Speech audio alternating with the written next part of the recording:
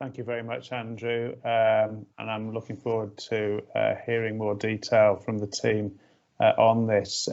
But perhaps start by just asking them the why question. So what was your why? Why did you want to get involved in the collaborative?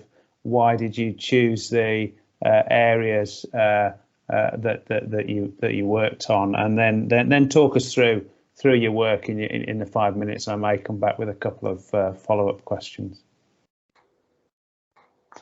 Hello, everyone. Thank you very much for the opportunity. In response to your why question, I'd say I'm an ST6 in intensive care and acute medicine, and I'm currently Chief Registrar for Brighton.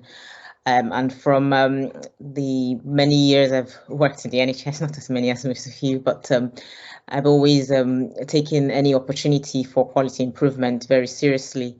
I find those opportunities very exciting, to be honest. It's something additional to clinical work, something to distract me from clinical work as well, and something to look forward to doing. So this was a project I couldn't pass up the opportunity of joining, and I think I speak for the rest of my team, though in absentia at the moment.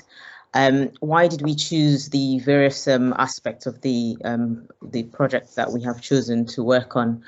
I think looking through the most recent Modern Ward Rounds document, it became very evident that to actually be able to improve the ward round culture wherever it is, we'd have to have appropriate documentation. It needs to be structured. There would also need to be a way of auditing what has been written, so our documentations will need to be clear. And that working as a multidisciplinary team was something we couldn't shy away from. Communication was also key, and that putting patient first was something we could not remove from the equation. So it became very easy to strategize how we could improve our ward round culture at ARU.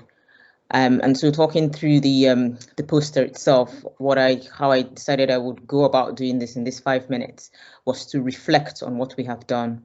So essentially, after sitting together and working out what our aims are, as depicted on the screen, we went on to carry out a needs analysis, a needs assessment, taking the form of a gap analysis. We worked out where we were on a 0.024 point scale, and we worked out where we wanted to be. Very early on in the project, we already worked out what our limitations would be. So if we look at patient-centered care, we realized that we wouldn't be able to hit 4 on the scale, because when it talks about the space for the patient's beds, as well as being able to come to their level, we realized that our Barry building would not accommodate that. So we realistically wouldn't hit 4 till we move to the treaties building.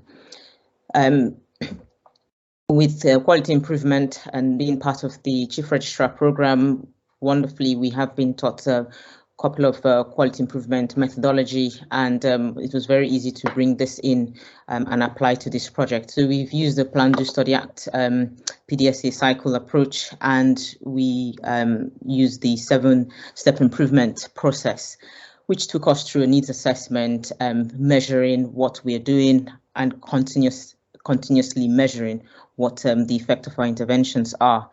Data gathering, data representation, and as well as sustainability and spread were things that were never far off our minds.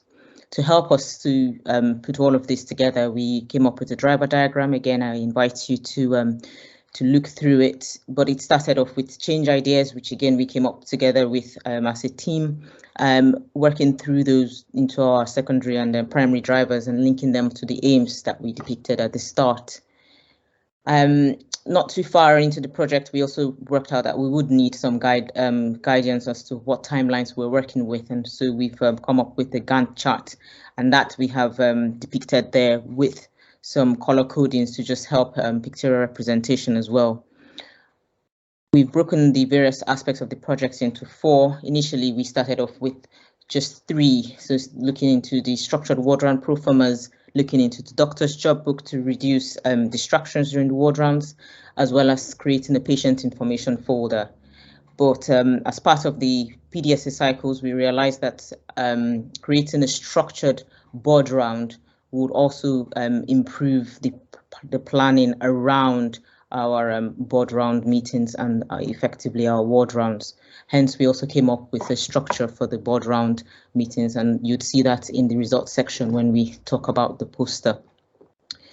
So the first leg of the project looked at what we had on ground, and then with the second leg, we have compared what has happened following the interventions we instituted, following the awareness campaigns that we raised, and we've collated the information and put on the screen here. So I'll start with the structured water and proformas. We've initially we worked out that comparing a control, which was the outliers, to what is obtainable on the wards when we use the structured ward round proforma was a good way to do it. Subsequently, we wanted to compare what had happened before we raised awareness about the. Okay, I just saw a message from Daniel. So in the second leg, what we have done is to compare the structured water and proforma use to the structured water and proforma use, so to speak. And across all the indices that you see depicted here, we saw improvement, except for time. And I broached the subject with most of our colleagues, asking why are we still deficient in the time parameter. And it turned out that because the patient stickers were covering where time is supposed to be written, that was not often revealed and signed. Another thing we came up with is what we noticed, that the second half of the pages for structured water and proforma was also lacking in details. So we have thought about this, and the way we're going to combat this is to go forwards and do more awareness and say not just the front side but the back side as well. The flip side of the papers of the water and proforma need to be filled in. So essentially interacting with our teams, interacting with the nursing staff has revealed quite a lot about this. I would, because of time, I wouldn't go too deeply into the rest of the results because I know you can see them, but I'm quite keen to talk about the patient information folder, because the initial draft that was presented to the patients, we received feedback from them stating that it was wordy. They didn't feel that it portrayed to them clearly what we wanted to tell them, which is, this is what we do for you when you come to our unit. This is how we look after you. And please contact us if you want any further information as to what is needed.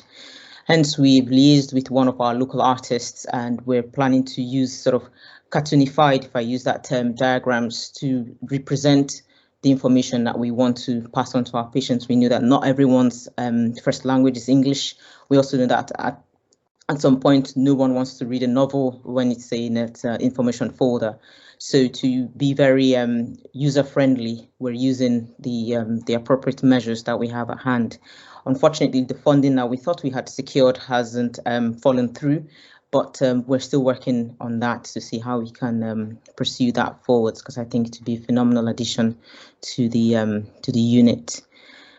So moving very quickly to our future plans, of course, we will carry on planning, doing, studying and acting on what we find. We have received feedback on the various legs of the project, and we hope to work on those they said we plan to do. From the board round poster, we've been able to work out that the initial feedback has shown that there is a lot of acceptance to having a structure, but we also think that there is more that we can gain from that board round poster, because it will give us an opportunity to liaise with our multidisciplinary team, our patient flow coordinators, the nurses as well, the social care workers, effect discharges as quickly as we can, and be able to highlight very early on what the problems with early discharges will be. It will also afford us an opportunity of using patient acuity tools to work out our staffing levels, so that we actually have a systematic way of presenting this and taking this forward. We will hopefully be able to use that to reduce the length of stay on our wards. I would like to at this point also acknowledge the wonderful team I've worked with and our QI coaches who have given us phenomenal resources to carry out this project. Thank you very much. Okay, that's